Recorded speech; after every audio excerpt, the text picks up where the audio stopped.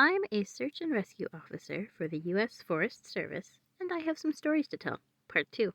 Posted in r/no sleep 7 years ago. Best monthly winner 2015.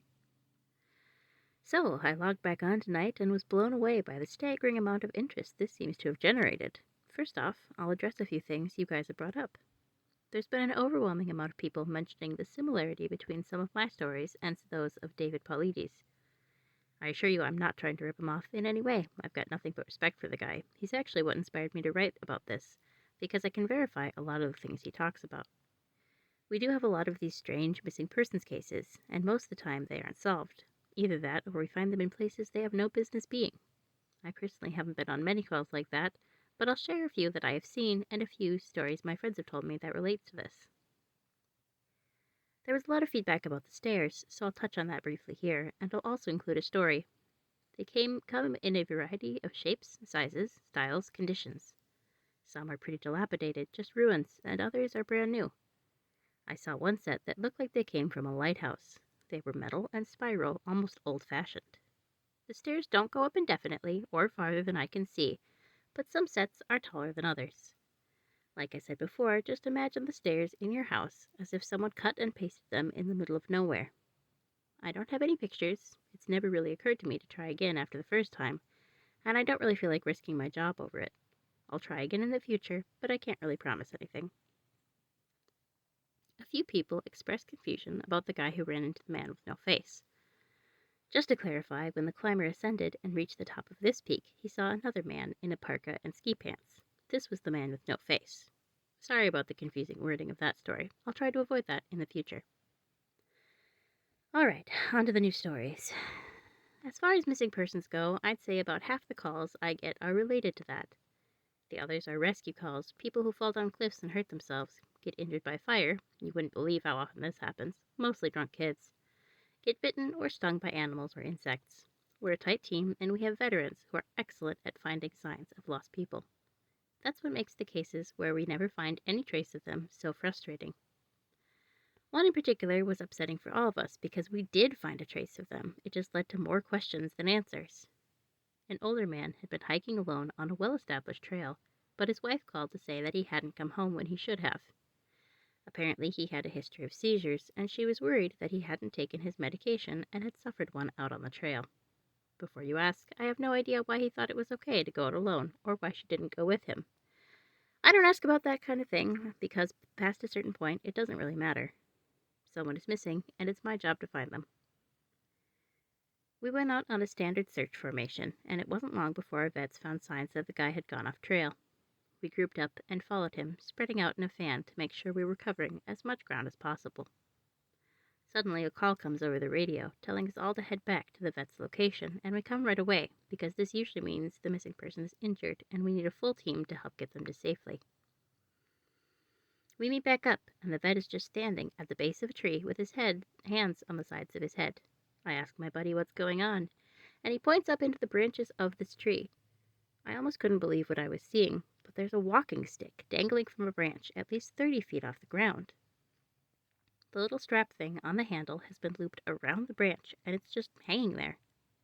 There's no way the guy could have tossed it up that far, and we don't see any other signs that he's still in the area.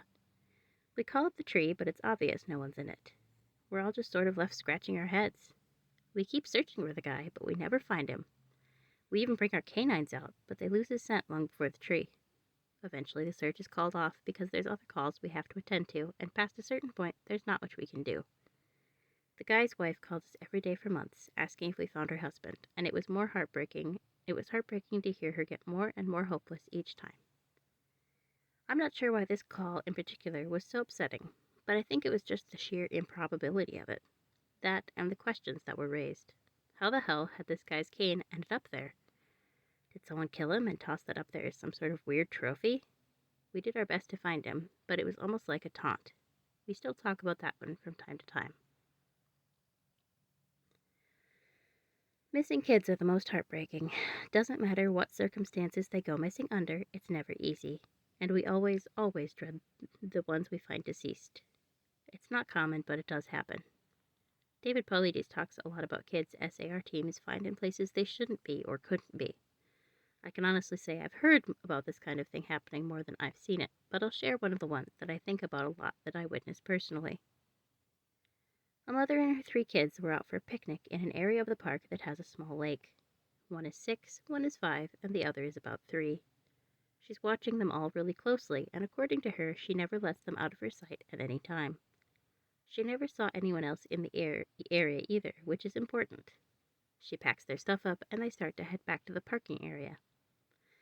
Now, this lake is only about 2 miles into the woods, and it's on a very clearly established hiking trail.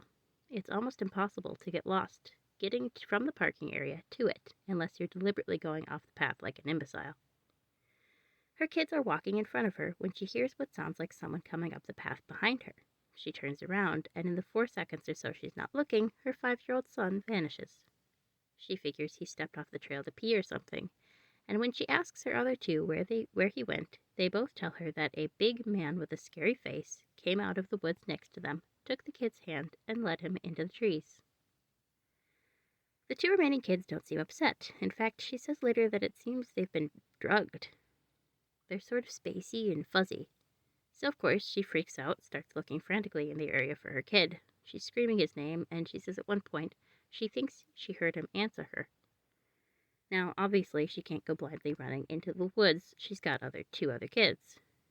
So she calls the police, and they send us out immediately. We respond, and we start the search for him. Over the course of this search, which spans miles, we never find a single trace of the kid. Canines can't pick up any scent. We don't find any clothing or broken branches or literally anything that would signify a child being there. Of course, there's suspicion about the mother for a while, but it's pretty clear she's completely destroyed by the whole thing. We looked for this kid for weeks with a lot of volunteer help, but eventually the search peters out and we have to move on. The volunteers keep searching though, and one day we get a call on the radio letting us know that a body has been found and needs to be recovered. They tell us the location, and none of us can believe it. We figure it has to be a different kid. But we go out there, about 15 miles from the site where he vanished, and sure enough, we find the body of the kid we've been looking for. I've been trying to figure out how this kid got where he did ever since we found him, and I've never come up with an answer. A volunteer just happened to be in the area because he figured he might as well look in places where no one else would think on the off chance the boy had been dumped. He comes to the base of a tall, rocky slope, and halfway up he sees something. He looks through his binoculars, and sure enough, it's the body of the little boy, stuffed in a little opening in the rock. He recognizes the color of the kid's shirt, so he knows right away that it's the missing boy. That's when he calls it in, and we're dispatched. It took us almost an hour to get his body down, and none of us could believe what we were seeing. Not only was this kid 15 miles from where he'd started, there was no possible way he could have gotten up there on his own. This slope is treacherous, and it's hard even for us with our climbing gear. A 5-year-old boy had no way of getting up there, of that I'm certain. Not only that, but the kid doesn't have a scratch on him. His shoes are gone, but his feet aren't damaged or dirty, so it wasn't as if an animal dragged him up there. And from what we can tell, he hasn't been dead that long. He'd been out there for over a month at that point, and it looked like he'd only been dead for, at most, a day or 2. The whole thing was unbelievably strange, and it was one of the most disconcerting calls I've ever been on. We found out later that the coroner determined the kid died from exposure. He'd frozen to death, probably late at night, 2 days before we found him. There were no suspects and no answers. To date, it's one of the weirdest things I've ever seen.